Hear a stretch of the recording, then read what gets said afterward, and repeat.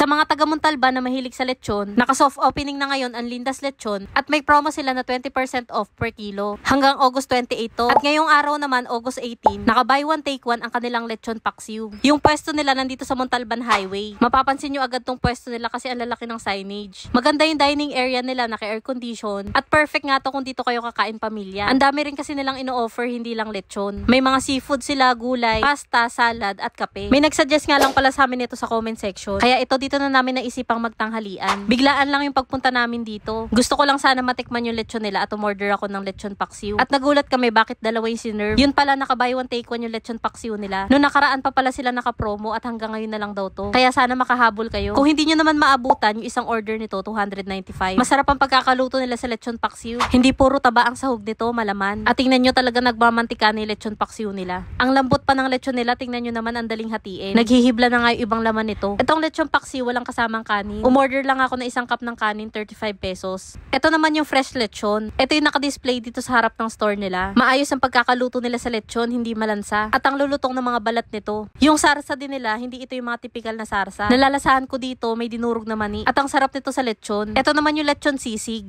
Maganda na hindi puro taba yung sahog nito. Ayan, makikita nyo, laman talaga ng lechon yung nakasahog. 285 naman yung isang order nito. Ito naman yung solo meal na beef tapa. 199 naman isang order nito. Masarap yung kanin nila, talagang sinangag. Medyo konti nga lang yung serving nitong beef. Pero malambot naman at malasa. May kasama nga rin pala tong isang itlog at atsara. Sa mga balak naman umorder ng lechon, ito naman yung mga presyo per kilo. Kaya kung meron kayong handaan or naisipan nyo lang kumain sa labas kasama ng pamilya, try nyo na rin dito sa Lindas Lechon.